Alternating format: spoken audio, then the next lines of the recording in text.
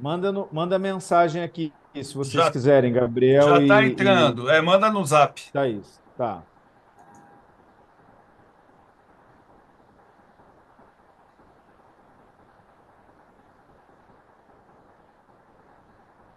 Bem, pessoal, nós já estamos ao vivo aqui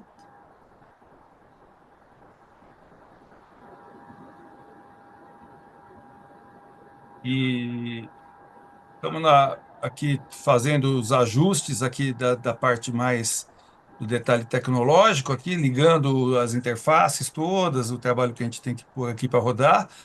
Hoje é um dia muito importante, eu acho que essa questão dessa discussão da urgência da lógica ambiental é muito importante, né? A gente tem uma série de trabalhos de legislações ambientais aí que precisam ser aplicadas e as consequências estão aí na nossa cara. Então, eu vou passar aqui para o Valverde enquanto eu termino de configurar os equipamentos. Um abraço, pessoal, bem-vindos. Eu acho que o Valverde caiu.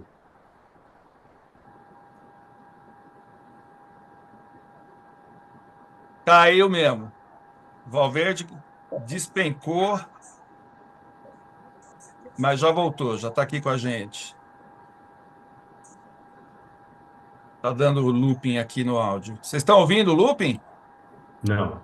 Ai, que bom. O Valverde caiu, mas já voltou. Pessoal, a gente está aqui com a Thaís, com o Gabriel e com o Luiz, junto com o Valverde. A gente está hoje aqui pelo Instituto de Cidadania Ambiental, vindo numa discussão que eu acho fundamental, né? Essa questão de perceber que não adianta você ter legislação ambiental se você não coloca ela em prática. Então, a gente vai hoje começar com essa conversa. Vou passar aqui para o querido Luiz Fernando Penteado para ele começar aqui as apresentações. Fernando, por favor. Bacana, Ivan. Obrigado. A gente começa aqui a falar até que o Valverde consiga voltar, porque ele caiu, acabou caindo de novo, né? Ivan, é muito bacana estar aqui com grandes nomes e com amigos, inclusive, para que a gente possa falar de um assunto tão importante no Dia da Educação Ambiental, né? Hoje, dia 3 é o Dia da Educação Ambiental, e a gente vai falar aqui sobre mudanças do clima e as questões de urgência, né? Eu comecei no mundo ambiental há uns 20 anos, profissionalmente, e antigamente, né, se nós falássemos sobre mudanças do clima, não viria o nome urgências e emergências juntos, logo em sequência. Nós discutíamos muito. Eu lembro que a gente acabou criando um curso de pós-graduação na PUC, em São Paulo, que nós chamamos muitos técnicos na época, isso acho que era 2007, 2008, muitos técnicos do Ministério do Meio Ambiente que estavam envolvidos nesses assuntos da ciência, né, antigo Ministério da Ciência e Tecnologia, estavam muito por dentro desse assunto. E eu lembro que um deles foi palestrar para a gente e eu senti que ele estava com medo. Eu percebia que ele falava do tema com certo receio e isso me marcou muito, porque eu falei, bom, se essa pessoa, se esse técnico que tem todas as informações, bem mais do que eu, ele está receoso, ele está com medo do futuro, eu também tenho que estar. Só que não era a realidade do nosso entorno, né? E eu lembro que se discutiu muito tempo por que que mesmo com dados robustos sobre o problema da mudança do clima, as pessoas ainda não estão envolvidas, e até tinha teorias de que a gente precisaria, as pessoas precisariam sentir na pele e não só né, num áudio, num vídeo, essas questões realmente influenciando a vida delas. E é impressionante. Hoje, já, né, há muito tempo, já vem influenciando cada vez mais próximo, cada vez mais sentindo na pele mesmo, claro, em termos de calor, em termos de inundações, em termos de vários eventos climáticos. Agora, o último que para mim foi novidade também foram as turbulências severas, algo que vem para ficar e cada vez mais, e a gente tendo que adaptar. O planeta ele se adapta. Uma hora o planeta vai se adaptar, mas e o ser humano ali que está envolvido em tudo isso? Será que como que ele vai conseguir se adaptar? Qual o custo dessa adaptação? Não só um custo financeiro, como um custo de vidas, né? Muitas vidas. De novo, a mídia acaba trazendo para o público em geral algumas aquelas informações que vendem. Ah, ok, turbulência severa vende, inundações vendem, mas não é de agora que existem mortes relacionadas à mudança do clima. E todas essas mortes, todas essas pessoas que realmente já vêm sofrendo há muito tempo, Hoje mesmo estava conversando com uma pessoa, falando, mas o nível do mar vai subir, realmente vai atingir, aí a pessoa preocupada com os prédios de Copacabana, ali da Barra da Tijuca. Eu falei, meu amigo, mas você sabia que há muito tempo, na Nova Zelândia, já comunidades, porque é uma região cheia, né, repleta de ilhas, muitas ilhas já desapareceram, tinham comunidades ali que foram pedir refúgio, por exemplo, na Nova Zelândia, mesmo na Austrália, então os refugiados das mudanças do clima, isso vem de muito tempo. Eu acredito que hoje a nossa função aqui é trazer um pouquinho mais de informação concreta, claro, um bate-papo, por mais que a gente traga muita ciência por trás da nossa conversa, vai ser uma conversa que todo mundo que de repente possa ouvir esse vídeo mais para frente, já que vai estar no YouTube, né, Ivan? Possa realmente refletir um pouquinho e levar para casa, né? Não adianta uma coisa você levar para o escritório profissionalmente e querer fazer disso profissão, que é importante, né? Quanto mais profissionais gabaritados nesse tema, todo mundo ganha. De novo, há 20 anos né, lá atrás, 20 anos, que eu comecei, a busca era por profissionais capacitados. Hoje nós temos muitos profissionais, mas ainda capacitados, ainda falta. Então, que essa nossa conversa aqui traga muito subsídio aí, muita informação para que todos consigam trazer para o seu próprio dia a dia. Como que também no meu dia a dia eu consigo não só tentar mudar alguma coisa, mas me adaptar e me precaver. Hoje em dia, antigamente também a palavra de regra era como evitar mudanças do clima. Agora é como enfrentar, como passar por ela, como eu conseguir sobreviver, inclusive a essas mudanças, né? Cada verão vai vir mais quente, vai ter essas intercalar grandes ondas de frio eventualmente, com grandes ondas de calor, com grandes massas de água, né? De chuva, de precipitações. Então, agora é tentar a gente ter mais informação, maior número de informações possível para que a gente consiga se adaptar, tá? Então, era mais isso que eu queria colocar de início mesmo. Legal, Fernando. O Valverde, eu acho que conseguiu entrar, né, Valverde? Depois de umas turbulências ambientais aí no Olha teu lá, turbulências equipamento. severas Mudança derrubaram. climática. Emergência tecnológica aqui. Posso ir aqui, Ivan? Pode, por favor. Primeiro, cumprimentar aqui os colegas que estão aqui na sala conosco, mas também já um público muito seleto que nos honra muito. Boa noite. Muito especial estar aqui com o meu querido parceiro, o grande amigo, professor Ivan Melo.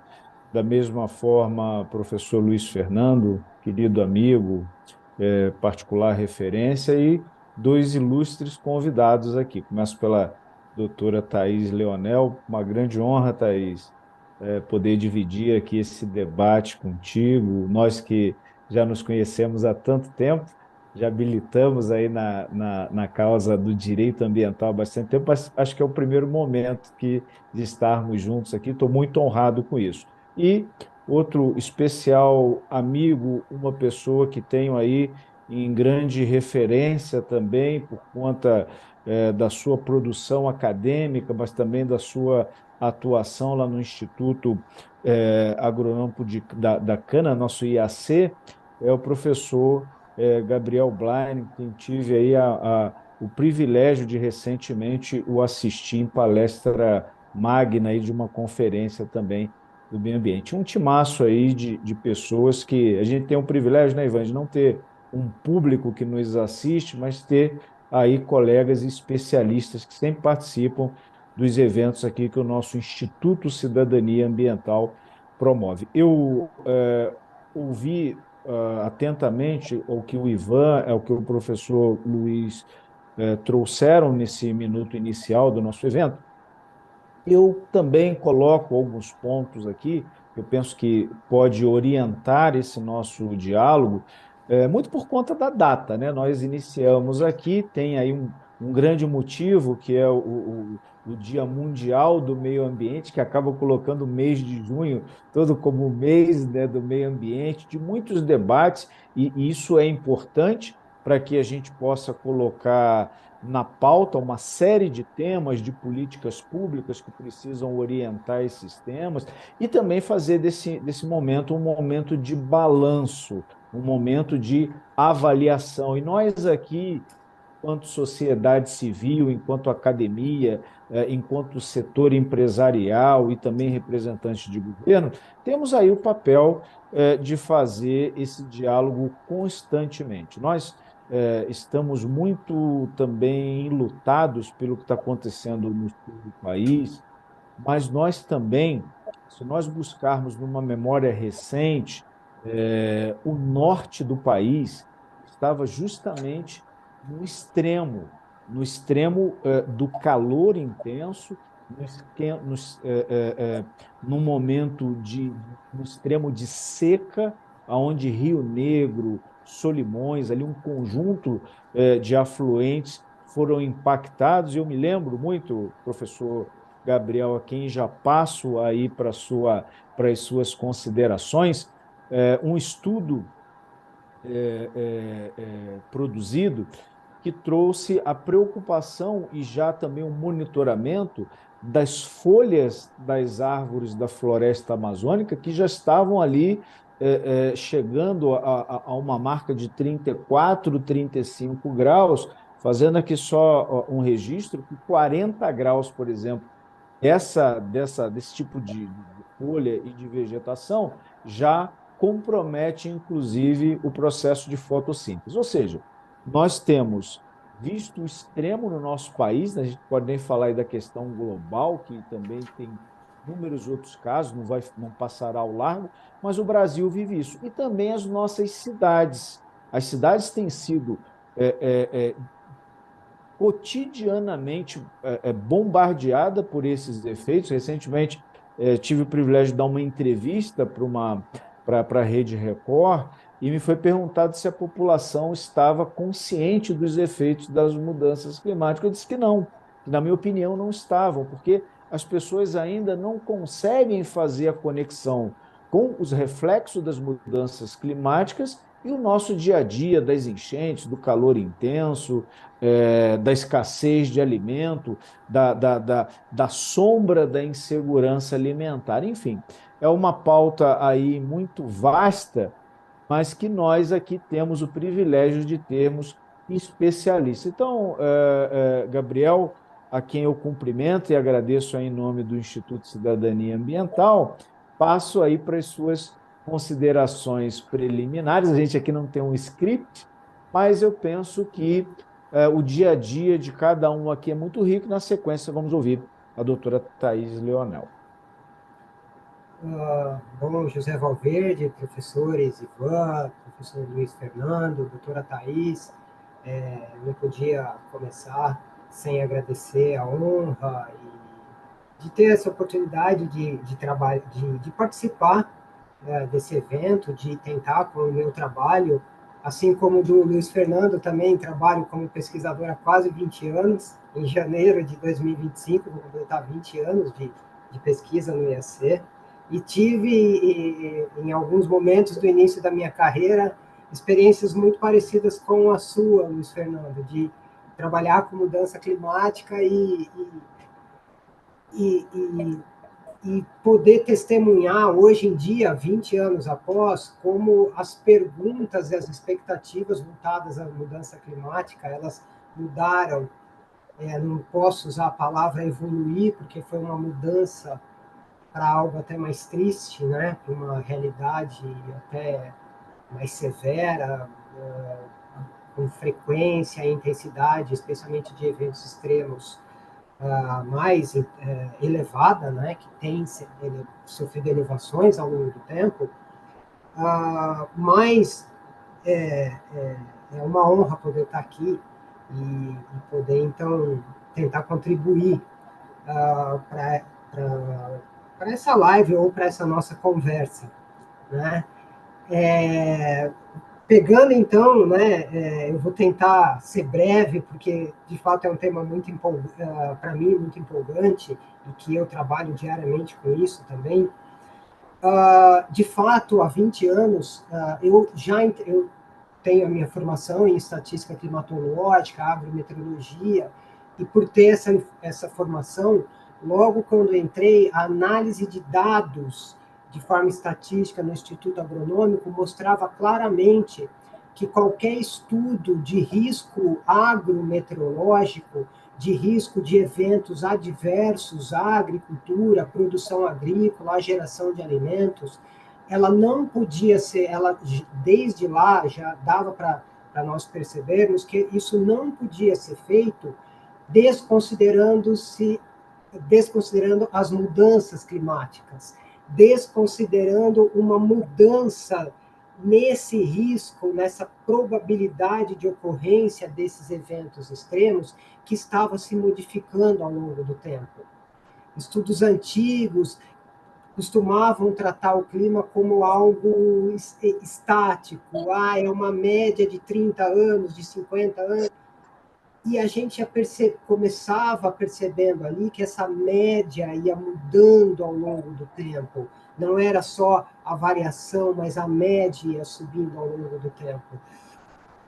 Só que, e isso é, felizmente, o Instituto Agronômico, ele, sob o ponto de vista científico, ele nos dava um embasamento muito forte para lá, há 20 anos, ter um pouco mais de certeza e falar, não, né?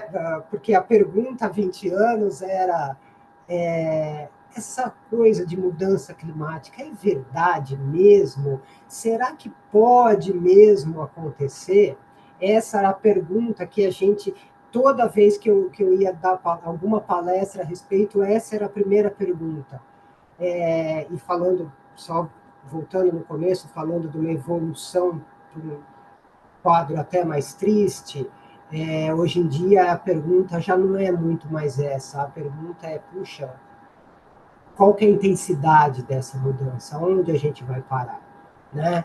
E eu digo isso porque não foi essa mudança, pelo menos na minha percepção, isso eu deixo para os demais colegas que têm muito mais propriedade do que eu falar a respeito, mas essa mudança não foi por causa de um aprofundamento dos métodos estatísticos, foi porque, de fato, os eventos extremos agora eles se fizeram muito presentes.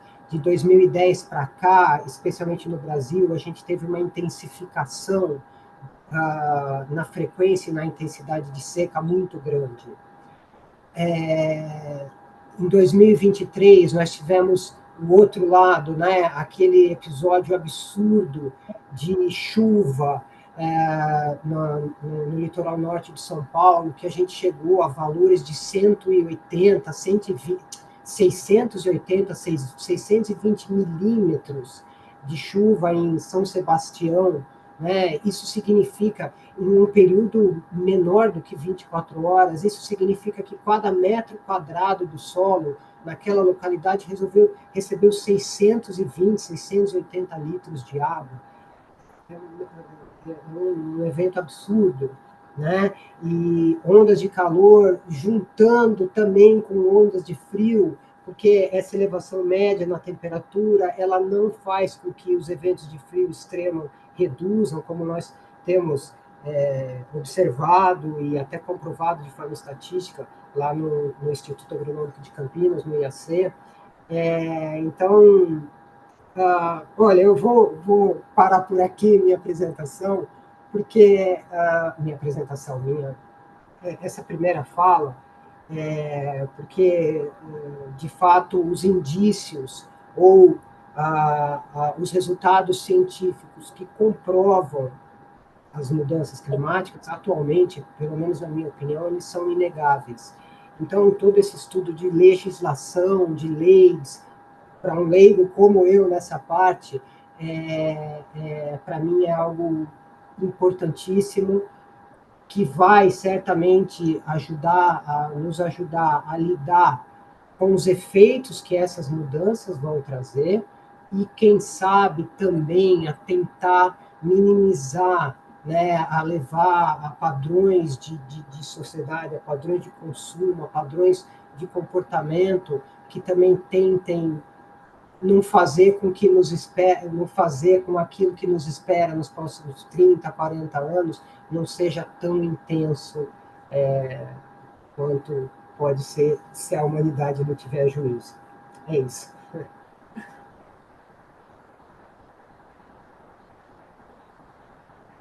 Se por um lado a ciência ela nos permitiu evoluir numa compreensão e também construção de políticas públicas, se elas têm sido efetivadas ou não, os compromissos que têm se colocado ao redor desse tema não têm sido cumpridos, isso merece também um grande debate. Eu queria, ao passar aí para a professora Thais, doutora Thais, se pudéssemos, acho que muito no que o Gabriel pavimentou, né, trazendo até um retrospecto histórico, a gente pudesse, Thaís, te ouvir, primeiro na qualidade aí de advogada, jurista, pudesse falar um pouco como, como o direito ambiental tem colocado essa questão dos compromissos, é claro que sabemos aí em relação a governos,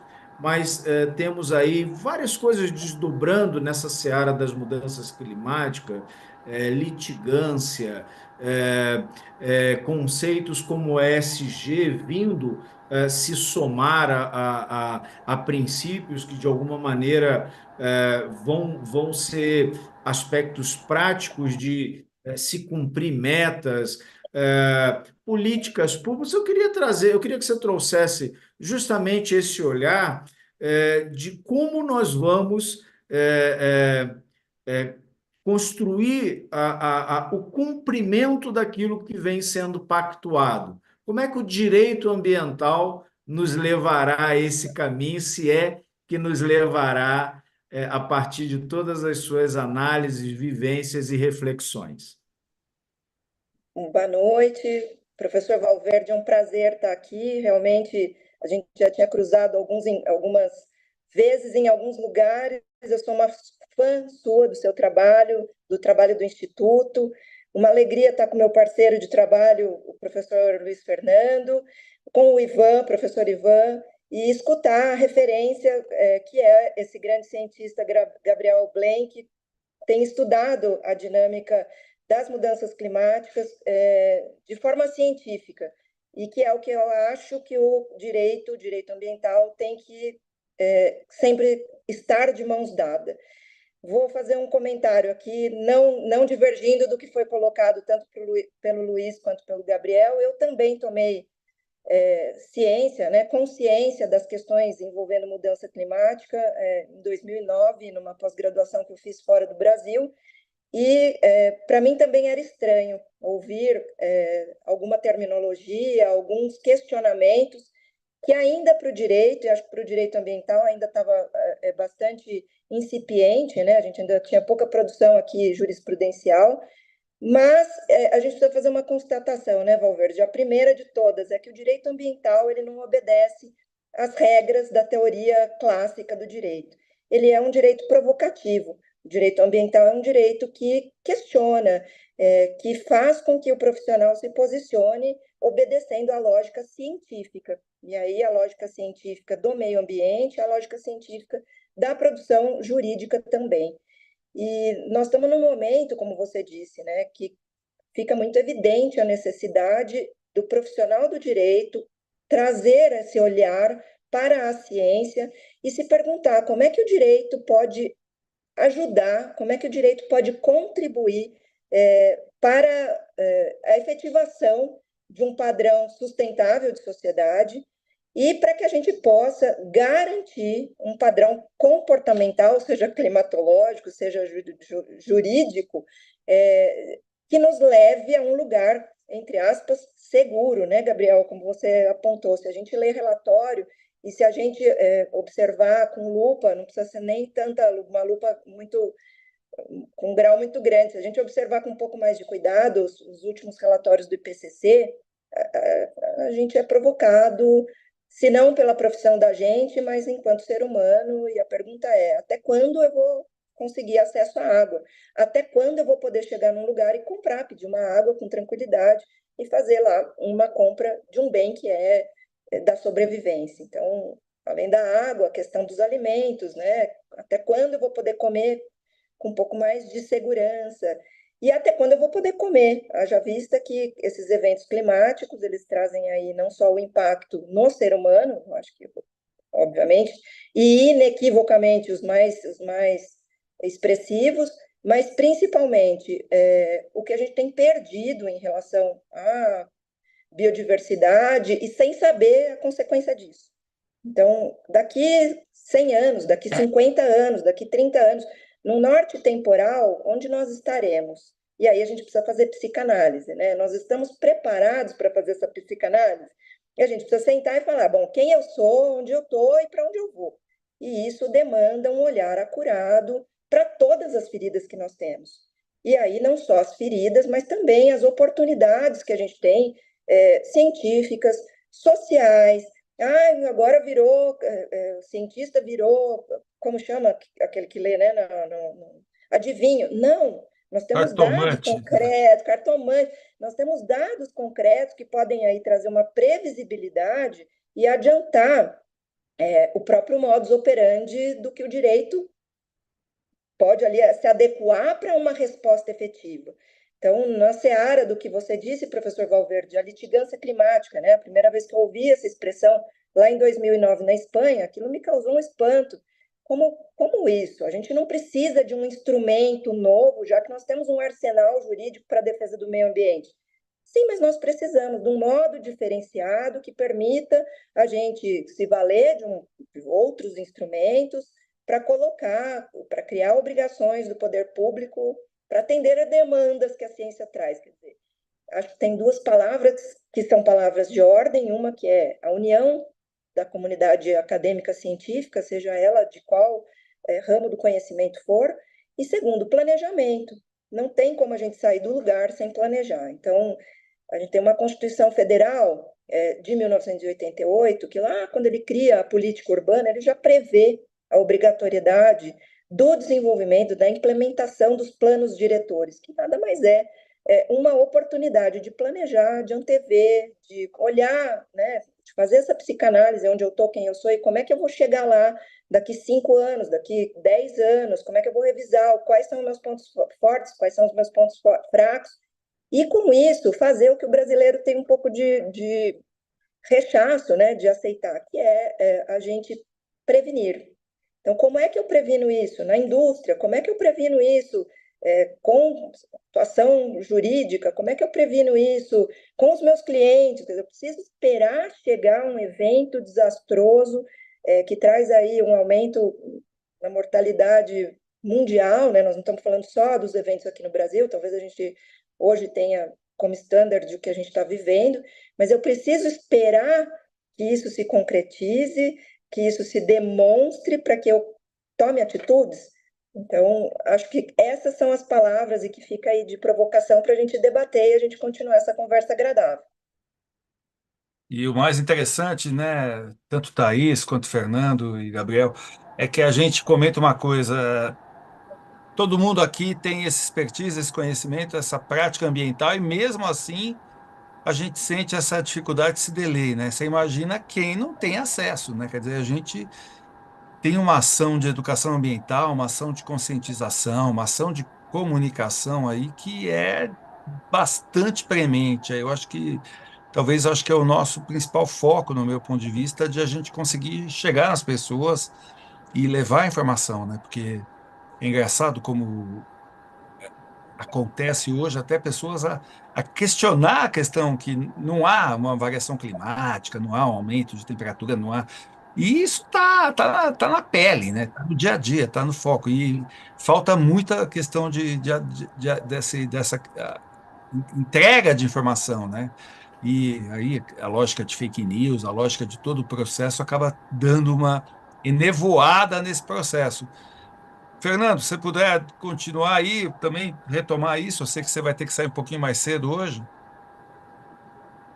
Ótimo, obrigado aí, Ivan, porque realmente eu tenho uma aula agora na sequência, eu vou ter que me ausentar com aquela dor no coração de perder aí essa conversa que já começou muito boa e agradecer também aí o Gabriel e a minha querida amiga Thaís de poderem trazer todo esse conhecimento de vocês aí sobre essas questões de mudança do clima. Eu lá, de novo, né, a gente está falando muito desses tal de 20 anos que a gente começou, mas ali já se percebia que a questão jurídica nunca andaria sozinha, sem o lado técnico em conjunto, que o lado técnico sem o jurídico está faltando na área ambiental, o lado jurídico sem o técnico também não soluciona todas as questões. É por isso que eu acho que é o grande mérito desse evento aqui, é ter esses dois grandes nomes da área técnica e área jurídica para conversar com a gente. Queria, então, agradecer aí também o Ivan, o Valverde, eu sei que, obviamente, aqui tá em boas mãos para dar seguimento aí nessas conversas, então pedir desculpas aí que realmente eu vou ter que me ausentar agora.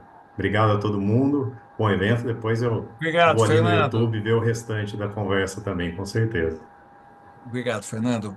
Volte aí. A gente vai estar essa semana aí com mais uma live na quarta-feira, tá? Falando muito na questão da aplicabilidade de soluções aí na área de resíduos, principalmente de modo regionalizado, né? E semana que vem vão ter outro trabalho também dando foco direto em algumas soluções aí de campo. Valverde, você que eu vi que teu áudio tinha falhado, hoje está difícil a nossa tecnologia aqui, né? A gente está batendo. Tá, vou te pedir para dar sequência aí com o Gabriel.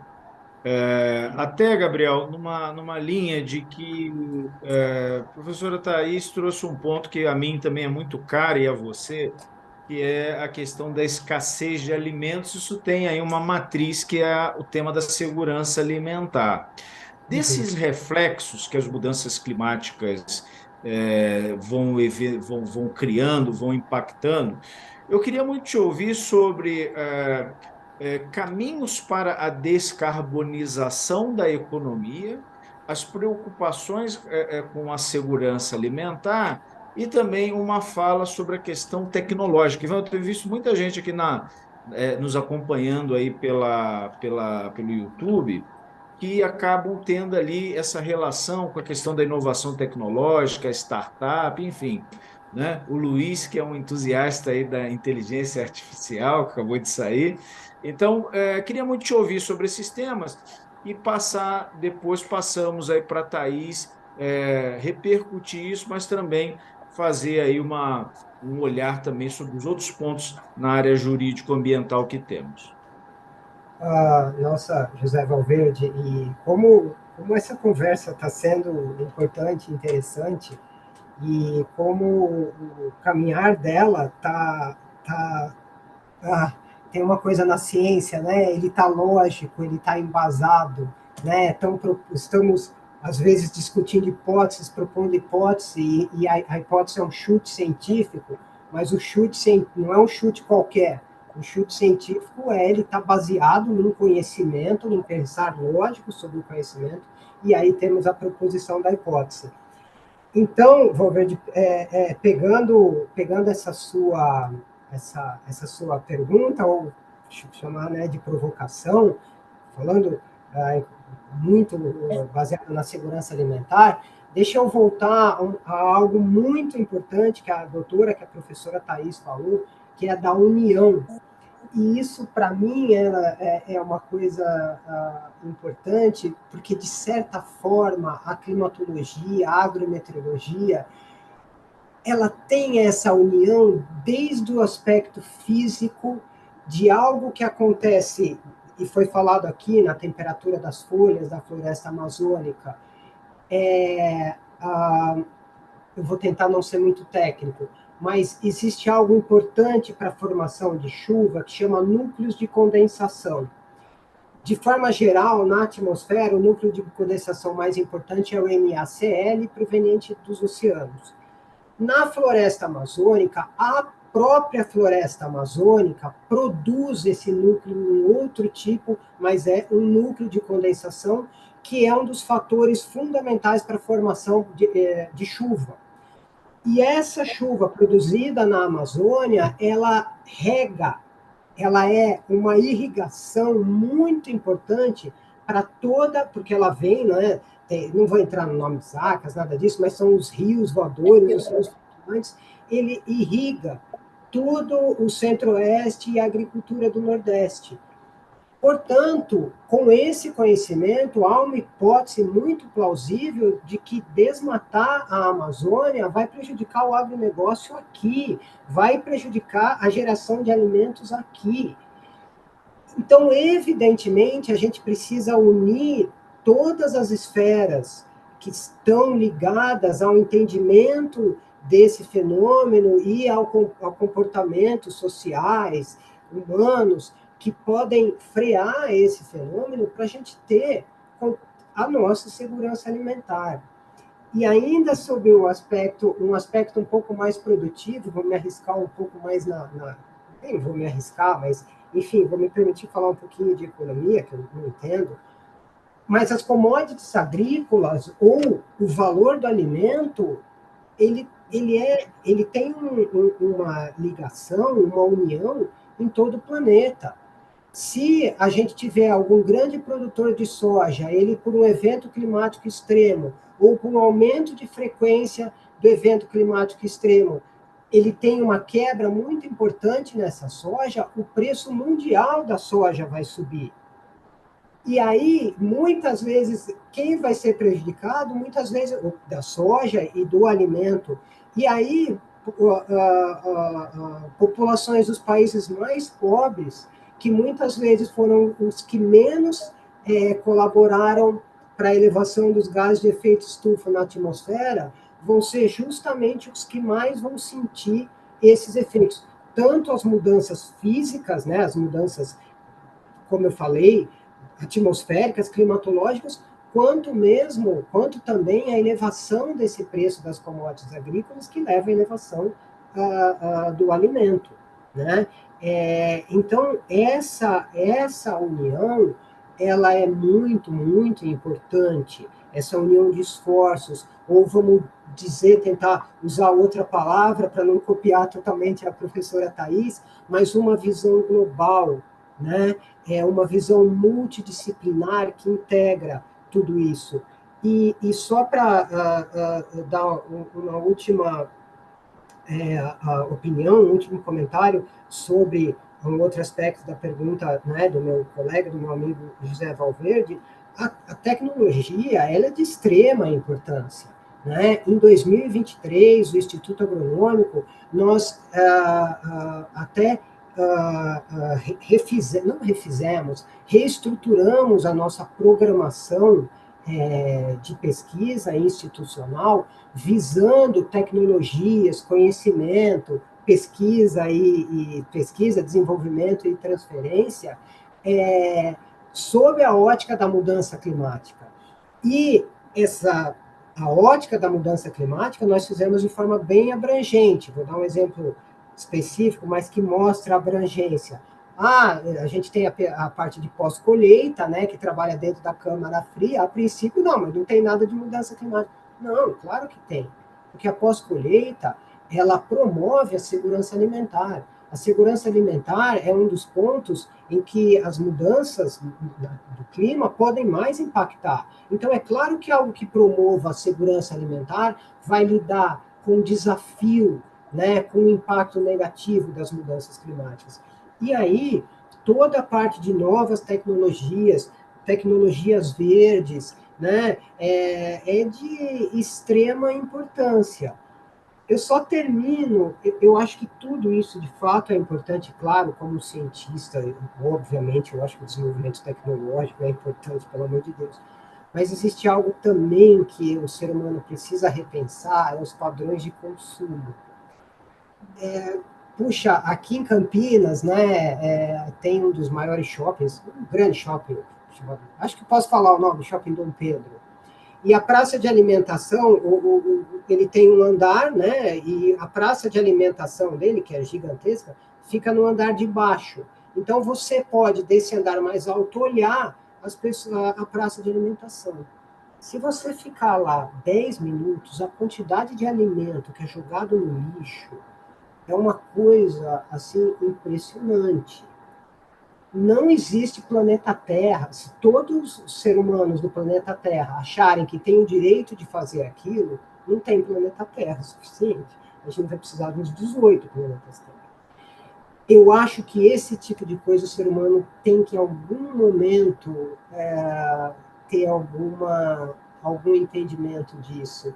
Será que uma pessoa que só usa o carro praticamente para trabalhar precisa de uma picape V12? Eu não entendo muito disso, mas que acelera de 0 a 100 em 2,7 segundos, mas que você nunca vai acelerar, porque será?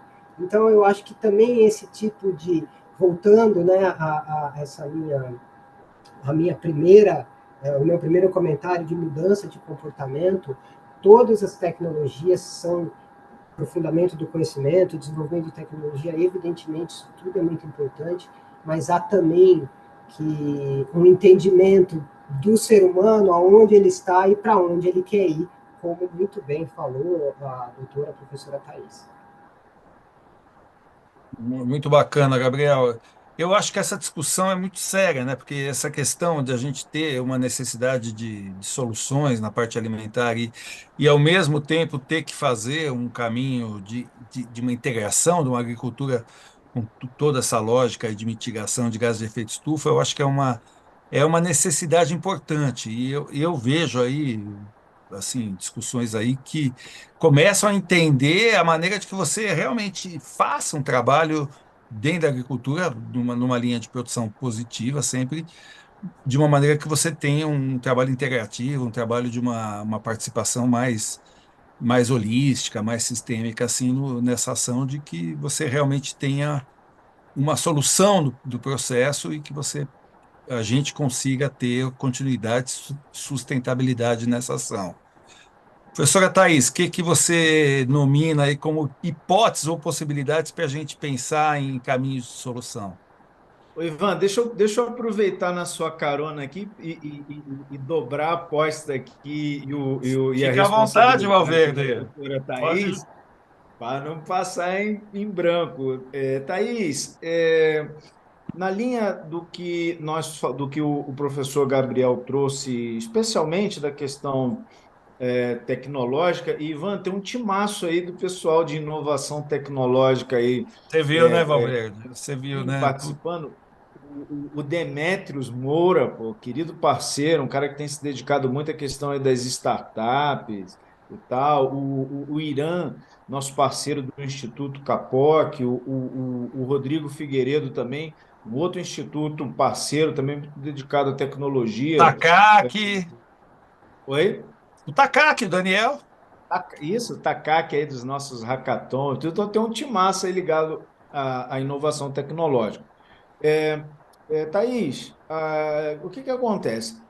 Tecnologia, a gente tem visto que os esforços e os compromissos ligados à mitigação aí dos gases de efeito estufa e toda a questão climática, sempre está na pauta a questão dos compromissos dos países desenvolvidos de custear sobretudo os países em desenvolvimento, e a questão tecnológica é ponto crucial para isso. Mas vem também, talvez num lato senso, a questão da descarbonização da economia. Esse é um ponto muito significativo, que está conectado à transição energética. E aí, o que eu queria que você também, na linha do que já foi colocado para você, pudesse também fazer uma reflexão sobre as questões do mercado de carbono. Como é que você vê as relações jurídicas e, sobretudo, as relações, vamos chamar assim, contratuais, que envolve recurso, que envolve transferência de tecnologia, tendo aí aquilo que é fundamental, que é segurança jurídica. Então, mercado de carbono, o Brasil agora legislou recentemente. Como é que você está vendo isso pela perspectiva jurídico-ambiental, a consolidação com segurança jurídica? Então, eu vou começar assim. Ivan perguntou, né? Você me fez uma pergunta difícil, ainda mais difícil que a do professor Valverde. Mas aí que é bom, né? A gente joga a bola. Mas vamos lá. O que que eu tenho pensado, o que eu tenho visto, e o que tem dentro da minha percepção aqui, do que gosta do que faz e pretende fazer por muito tempo ainda. Quero, daqui 20 anos, poder comprar água com segurança e comer uma certa flexibilidade, aí uma série de situações que a gente está ouviu aqui. Eu sempre acho sensível, porque por falta de conhecimento, questões culturais, a gente tem também um problema muito grande com a palavra né? Tem sempre uma resistência ou uma maledicência em relação ao termo, mas a gente tem que partir, nós que somos do direito, aqui, eu estou usando exclusivamente a minha fala sob o ponto de vista do que eu imagino o direito e do direito que nós temos, né? Posto válido vigente desde assim, outubro de 1988. Nós temos uma regra do jogo que é muito clara. Nós temos um sistema econômico que não é um capitalismo desenvolvido, pelo contrário, é um capitalismo que está preocupado com os valores sociais da sociedade e de garantir, em última instância, a dignidade da pessoa humana. Essa é a regra do jogo que eu gosto. Se a gente joga desse jeito, não é outro problema. Mas eu sempre me preocupo em pensar como é importante a gente entender a dinâmica de obtenção de lucro, mas dando a esse lucro, que é o que nós deveríamos fazer, sempre em critério a premissa não é essa. O que é o nosso sistema, como o sistema jurídico trabalha com isso, até onde eu posso ganhar dinheiro e por que eu devo pensar nisso, inclusive projetando isso, como bem colocou o professor Gabriel, nas interferências que essa situação vai colocar para o mercado internacional. Eu tenho um problema aqui de agricultura, isso vai refletir economicamente no mercado que não é nosso, mas no mercado mundial. E como esse reflexo mundial vai voltar para a gente, porque alguém vai ter que dar conta, e não só a conta de quem usa ou de quem se habilita a estar ali no topo da obtenção ou da utilização do capital, mas principalmente como é que eu uso esse capital com a função social para não expor os vulneráveis a um risco extremo e, segundo, para que eu não jogue essa conta para essas pessoas vulneráveis, que são as que menos devem pagar a conta. Elas devem usufruir de uma segurança maior, porque já partem de um lugar aí de desnível. Então, quer dizer, como é que pensa essa operação? Mas aí uma série de vantagens para a gente alinhar, equacionalizar e utilizar da melhor forma para, entender indicadores, para que esses indicadores realmente façam um sentido efetivo dentro daquilo que a gente tem como regra do jogo. Então, se eu tenho uma regra do jogo, primeiro, diz quem eu sou, diz o que a gente tem que fazer, o que a gente tem que fazer, tem que se observar sob o ponto de vista, racional, da racionalidade, aí, sem polarizar, como é que eu uso isso em favor da dignidade humana? Como é que eu vou cuidar da minha sociedade, seja ela mundial, de pessoas, como é que isso deve ser feito na perspectiva da utilização deste lucro para que ele gire e que nos traga efeitos, não só pensando pura, simples e fria da financeira, mas mais, como é que eu posso usar isso no benefício da sociedade? O benefício de todo mundo que pretende ter ali uma sobrevida, uma sobrevivência confortável. Vou usar essa palavra para não usar sustentável, tá? Confortável. Então, nós estamos falando, um exemplo, estou colocando aqui as ideias. Quando a gente fala confortável, quando a gente fala sustentável, vem sempre uma situação. Ar-condicionado. Estamos aí tendo ondas de calor extremo. Ar-condicionado é algo que dentro da lógica do raciocínio ecológico, não é muito adequado. Mas é adequado ao ser uma situação de calor extremo que coloca em risco a própria saúde. Então, são questões que o direito, outras áreas do conhecimento precisarão pensar, remodular, reformular e trazer na ordem do dia, falar, olha, vamos dar mão aqui, direito junto com a cultura, junto com o pessoal da academia científica que trabalha com a agricultura, a agronomia, junto com o pessoal que trabalha com meteorologia, junto com o pessoal que trabalha isso? Porque nós temos um problema na mão. Precisamos olhar profissional e falar de exercícios hipotéticos, desde que essas hipóteses sejam resultados concretos. Não adianta a gente ficar brincando de hipótese especulativa. A gente precisa brincar com hipóteses que tragam resultados concretos. A gente que é do direito, às vezes pensa, né? Como é que eu comprovo cientificamente que uma lei efetivamente é boa, não é boa? Eu não posso, por exemplo, quando eu for fazer uma pesquisa, matar alguém para efetivamente experimentar a aplicação da lei.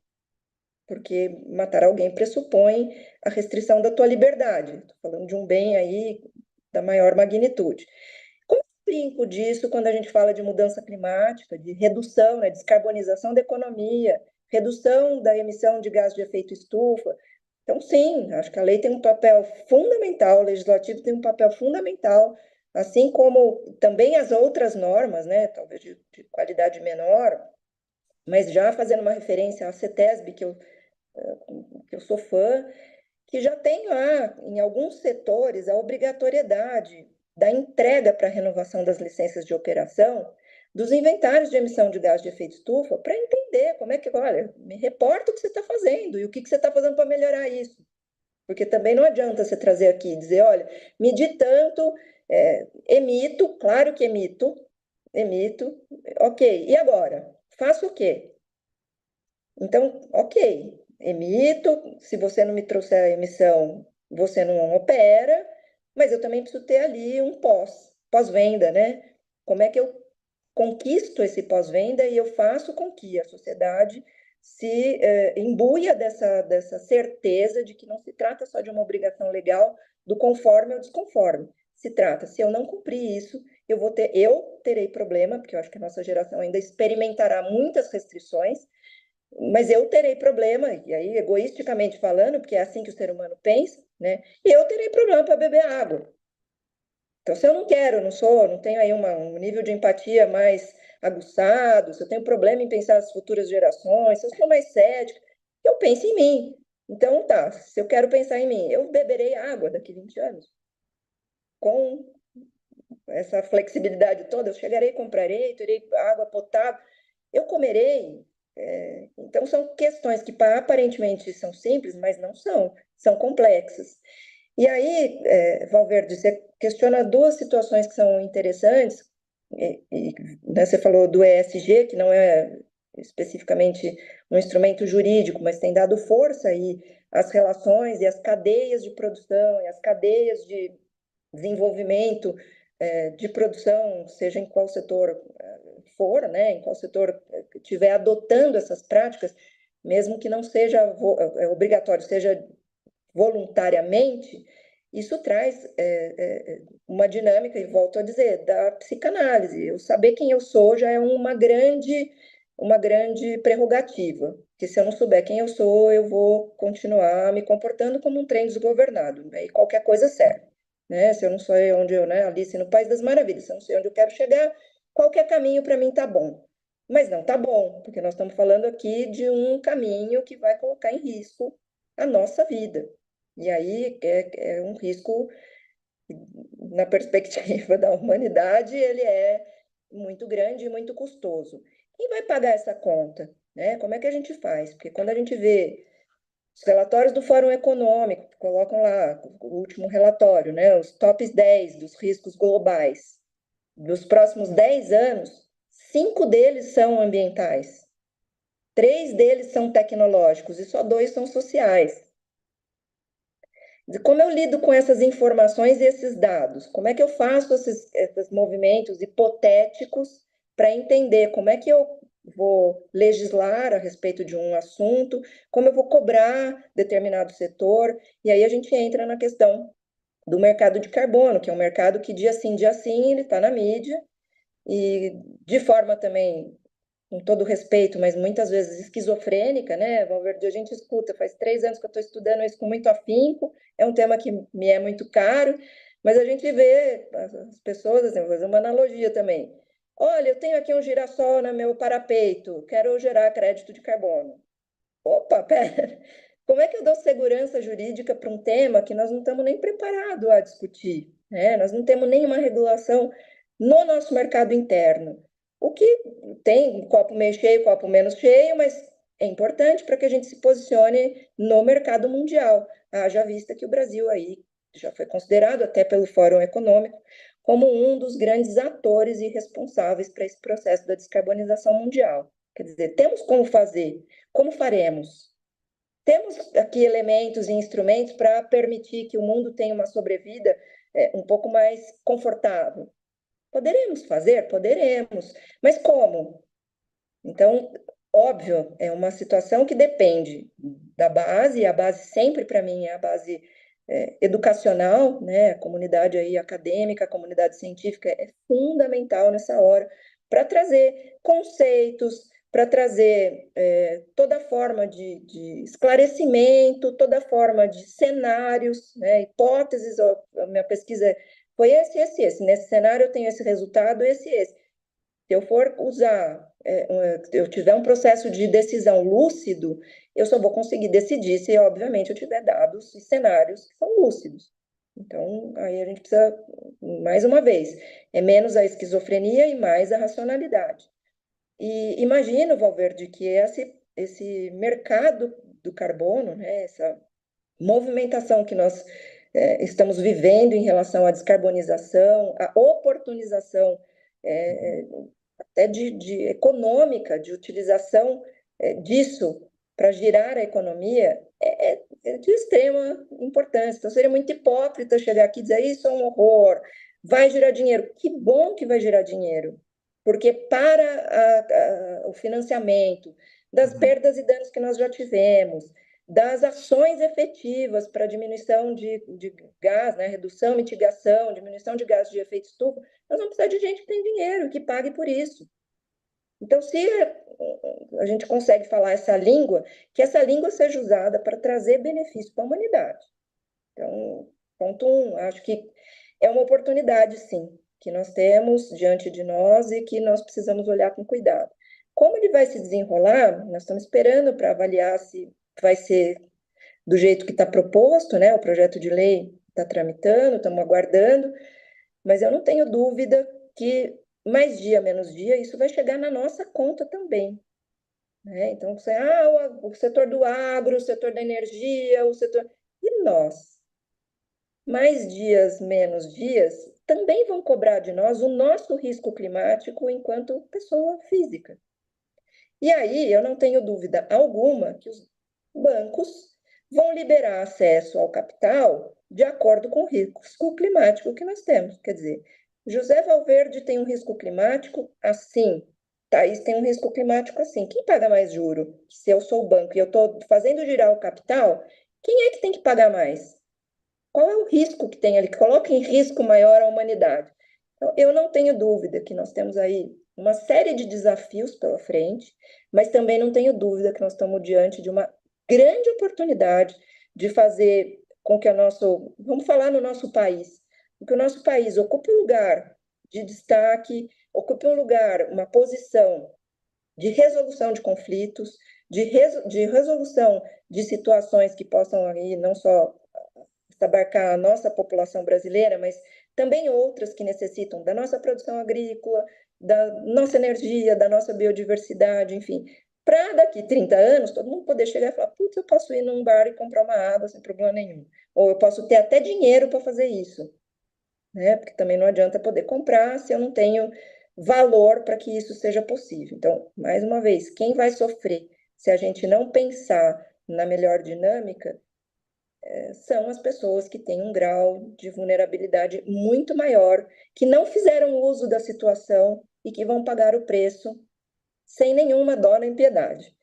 Então, como fazer para a gente montar essa situação e evitar essa disparidade econômica no mercado e também evitar essas inseguranças, insegurança hídrica, insegurança alimentar, que não escolhe classe social, não escolhe cor, não escolhe religião, não escolhe nada.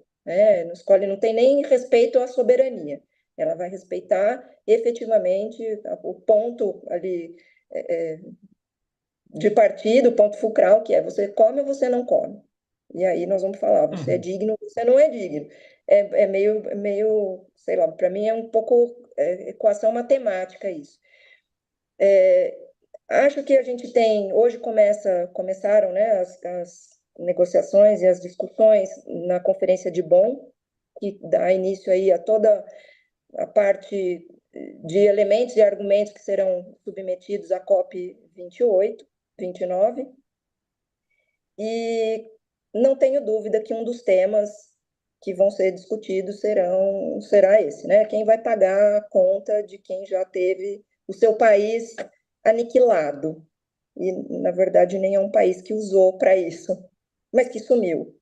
Quem vai pagar a conta das situações que vão mudar o curso dos rios voadores, e também não diz respeito só ao desmatamento da Amazônia, tem toda ali a questão, o professor Gabriel me corrija, porque essa parte técnica, não sei quem sabe, mas do que a gente escuta, né? Toda ali a questão dos Andes, como isso vai impactar ou não, o degelo, enfim, como é que isso muda o comportamento do clima?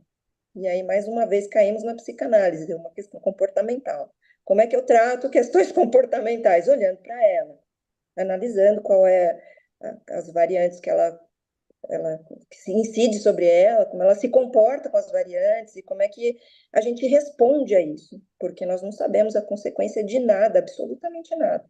Né? Perdeu aqui uma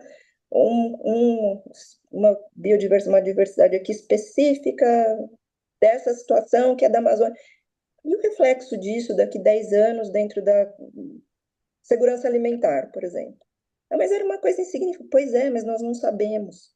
Então, se eu não sei, eu preciso fazer o exercício para prevenir e para indicar o melhor caminho, de forma a evitar que a gente não tome água. Né?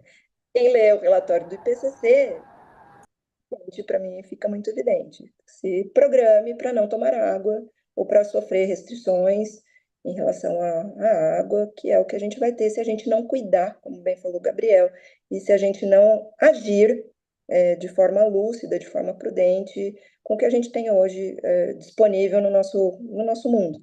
Tecnologia, boa criatividade, dinheiro na mesa, nós temos, né? Então não é uma questão de querer ou não, pague, faça alguma coisa. Mas o investimento é alto, eu vou dizer, porque, Valverde, a gente teve aqui uma consultoria uma vez de ESG e indicamos, né? Olha, próximos passos. Vamos olhar para a questão da mudança climática dentro da perspectiva de entender o que você pode usar dentro da tua operação para minimizar ou reduzir a sua emissão de gás de efeito estufa.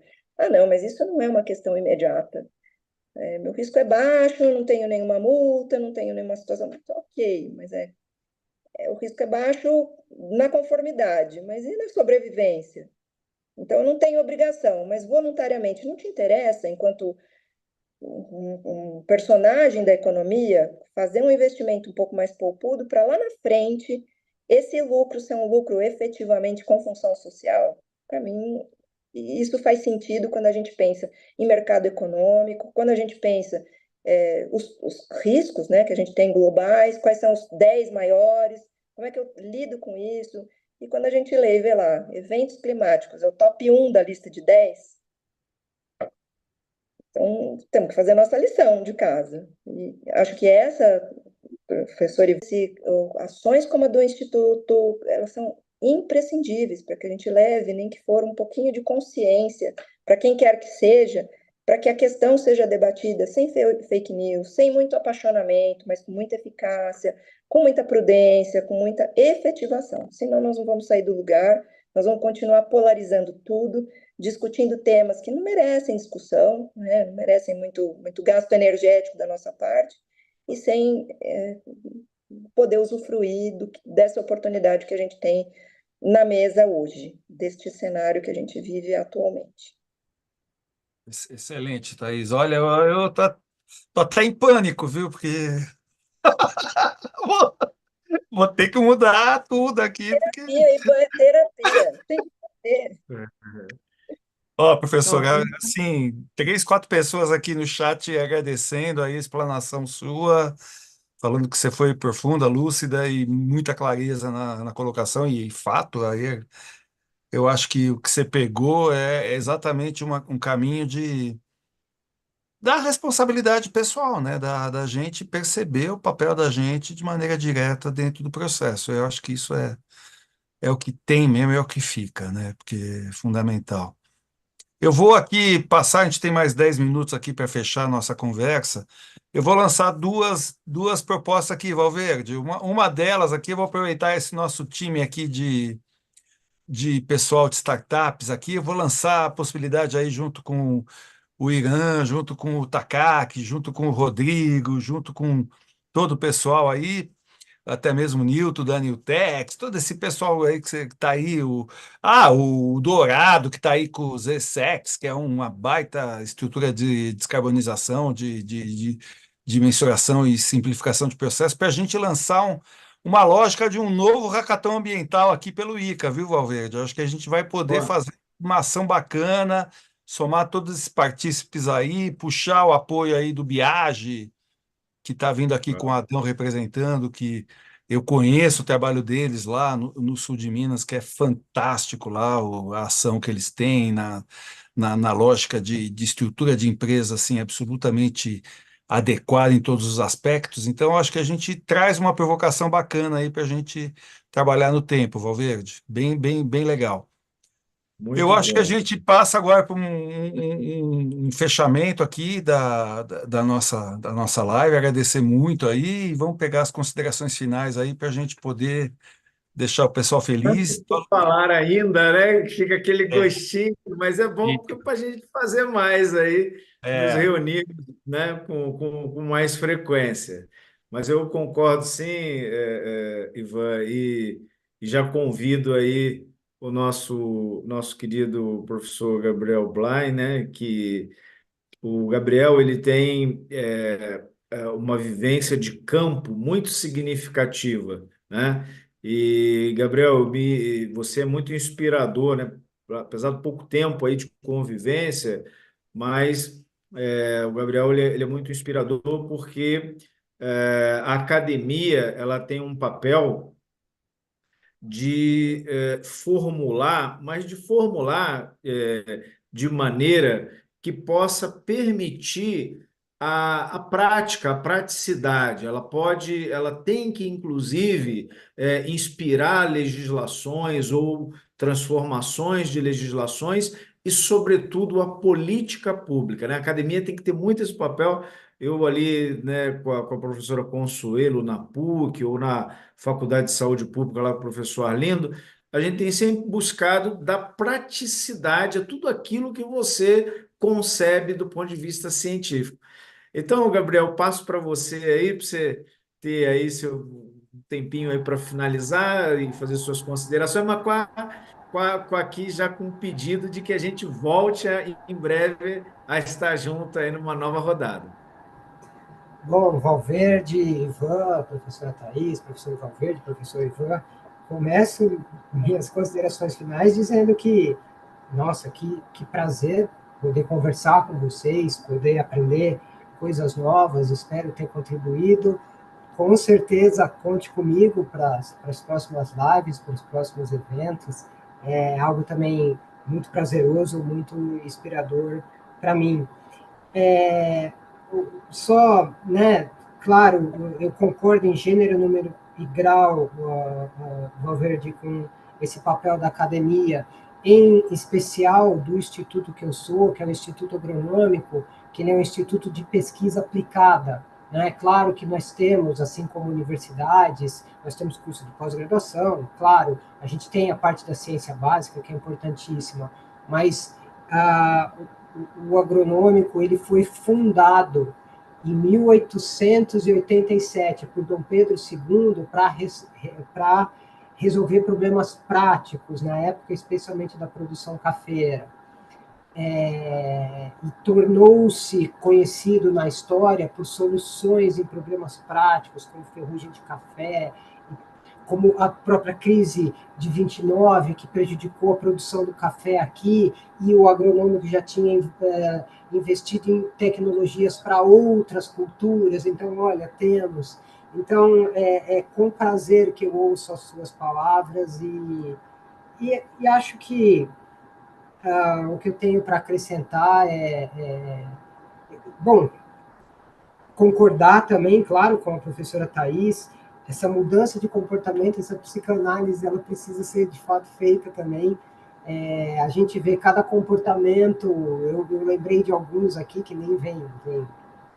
Bom, falar rapidinho, mas meu irmão mora também aí na Vila Madalena, em São Paulo, e a rua que ele morava era uma descida e depois tinha era um vale. E eu vi uma pessoa que morava numa casa exatamente no meio do vale, essa pessoa subiu toda a ladeira tomando um refrigerante, uma cerveja, uma lata. A hora que ela chegou lá em cima, ela jogou a cerveja no chão, a cerveja rolou e foi para a boca de lobo. Pensando em psicanálise, assim, você fala, mas meu Deus, vai entupir a boca de lobo, essa água vai lá para sua casa. Não é uma questão né?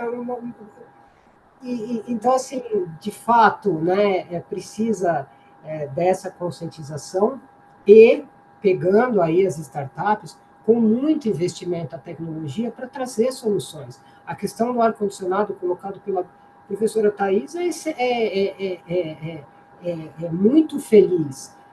No Instituto Agronômico, são alguns prédios antigos, durante o dia tem salas ali que chegam a 50, 55 graus. Não dá para as pessoas ficarem lá dentro. Então, as pessoas têm que também ligar o ar-condicionado. Quem sabe a gente chega numa tecnologia que cada vez mais o impacto desses aparelhos, que são importantes para a gente ter ali é uma questão até de saúde, evidentemente,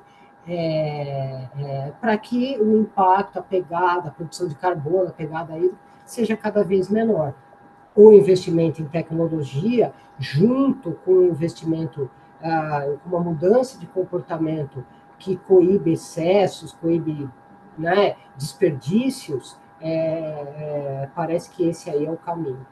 Talvez terapia também. Legal, professor. Ó, professor, o senhor não, eu já vou aconselhar o senhor a não se oferecer e estar na live, porque o Valverde aqui a gente chama mesmo, viu? É um prazer. Valverde, eu tenho uma excelente notícia. Acabei de provocar aqui, o Claudio Honor ofereceu a BitConf, que é a conferência aí que vai ter dia 28 e 29 aqui em São Paulo, na Casa de Portugal, os 2 dias, para a gente fazer o lançamento desse trabalho, desse hackathon, lá junto com todo esse time. Legal. Então, o ICA vai fazer o lançamento oficial desse trabalho e eu conto com o Gabriel e a Thaís para ser nossos jurados lá de análise dessas startups Olha, aí, todas que vão estar legal. dentro do nosso hackathon. Bora lá. Thaís, para as suas considerações aí também? Então, a gente falou, você provocou o professor Gabriel em relação à questão das políticas públicas, né? Valverde, que citou aí dois nomes que são, para mim, muito caros também. A professora Consuelo, uma grande amiga, uma referência aí no direito ambiental brasileiro, enfim. E a gente falou de litigância climática. Eu tenho um perfil meio anti-beligerante, apesar de ser advogada, eu sempre acho que a gente tem aí um caminho de convergência que não precisa se valer do judiciário, né, do gasto de tempo, de energia e de dinheiro que a gente submete ao judiciário para resolver determinadas questões.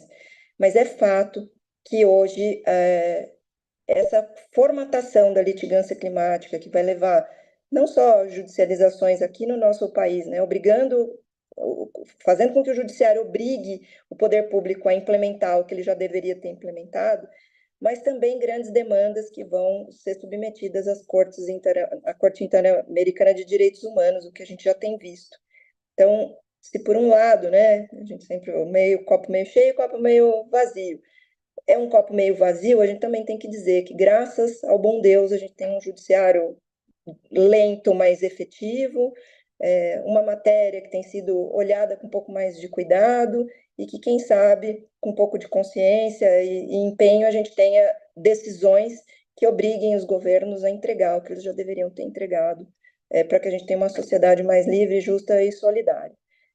Muito bacana esse evento, muito prazer, muito obrigada pelo convite, uma aula escutá-los, uma aula, professor Gabriel, ouvi-lo, enfim, e sempre à disposição de vocês para a gente construir aí o que a gente procura.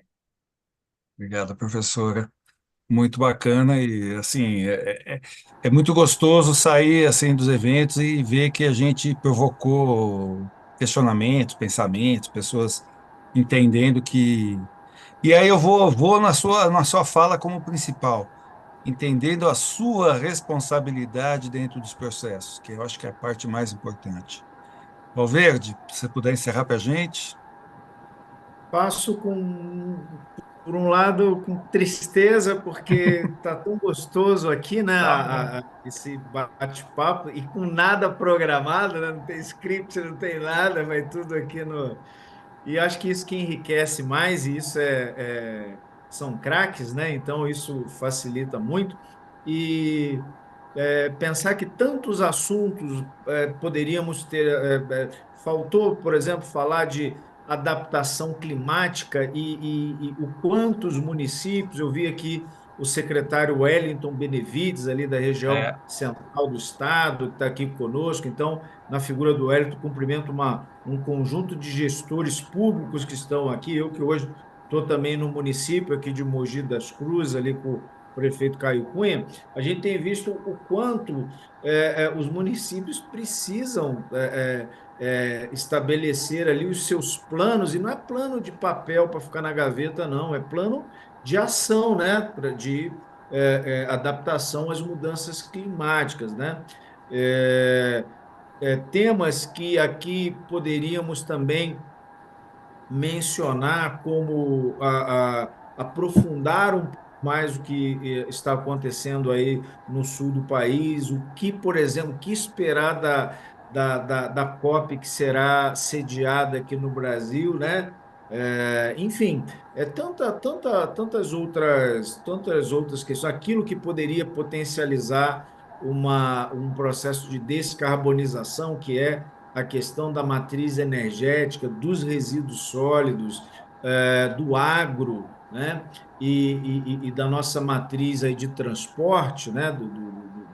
São grandes, são talvez ali os 5 maiores emissores de gases de efeito estufa. Então, é, e a segurança alimentar, que poderíamos até aprofundar um pouco mais, mas ficaremos aí com o compromisso de promover, seja agora no mês de junho, e seja aí no decorrer aí dos próximos meses, reunir esse time aqui.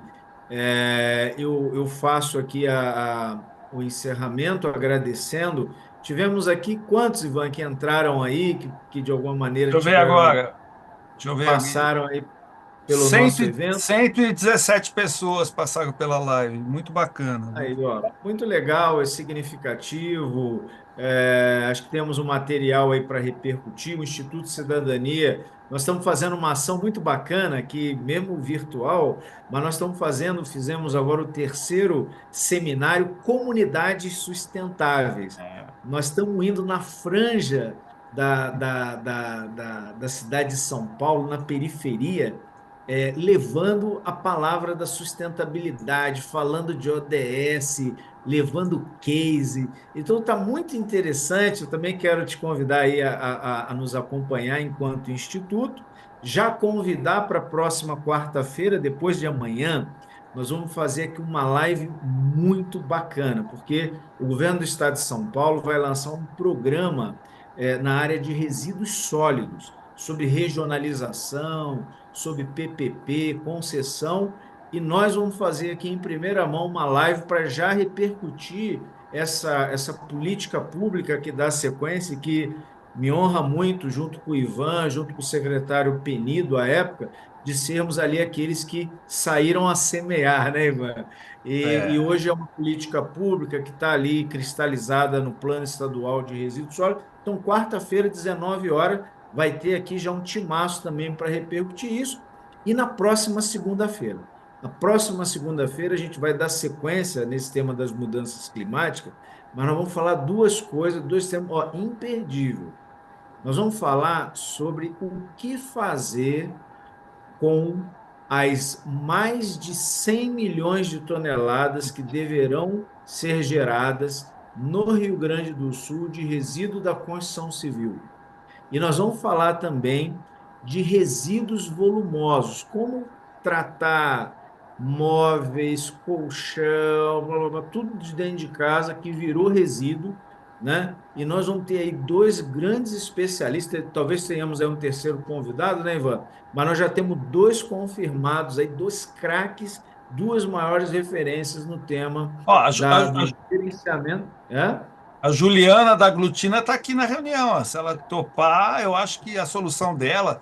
A Juliana hoje, professor Gabriel, professora Thais, ela faz um trabalho recebendo o lixo do mar e transformando em tijolos, né? E esses tijolos construtivos totalmente inertes, né? Lixo que sai literalmente, paga o pescador pela ação e ainda faz uma ação aí de uma inertização com Faz solo. aí, faz os embargos auriculares com ela aí para ver se Vamos, vai, né? vamos, vamos, Se vamos. convence. Então, ó, segunda-feira que vem já vamos ter aí esse tema muito bacana.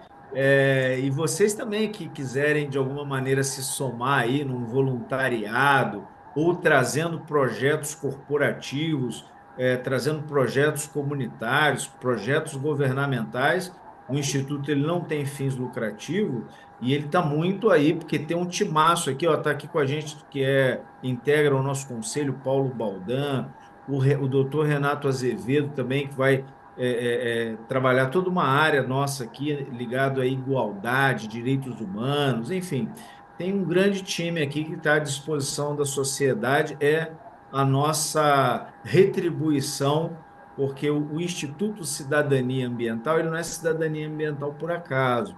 Nós entendemos, né, eu até escrevi aí um livro sobre isso, né, a Sociedade Civil e Direito Ambiental, onde nós estabelecemos a cidadania ambiental como os direitos e deveres, seja do poder público e nós, enquanto cidadãos, em relação à proteção do meio ambiente. Então, você está convidado, tem aí as nossas redes sociais, tem aqui também esses nossos encontros, e muito obrigado pelo privilégio. Não tenho dúvida de que esse debate vai inspirar muitos aqui de nós a construirmos aí e a seguirmos aí na nossa militância por um meio ambiente equilibrado e aí acessível a todos para as presentes e futuras gerações. Um abraço a todos. Um abraço a Quarta-feira, todos. Muito 19 horas, obrigado. estaremos aqui. Gabriel, Thaís, uma honra, uma alegria.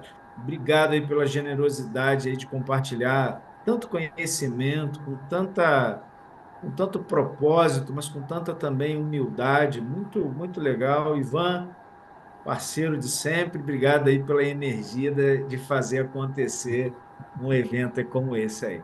Um beijo a todos, fiquem com Deus e até quarta-feira. Até, pessoal. Muito obrigado. Tchau, Quarta-feira, tchau. às 19 horas, estamos juntos de novo, hein? Abraço. Mantenha um pouquinho a sala aí, Ivan, a gente despede aqui do... Fechei já. Fechei a É, transmissão. Estamos só nós agora. legal, hein?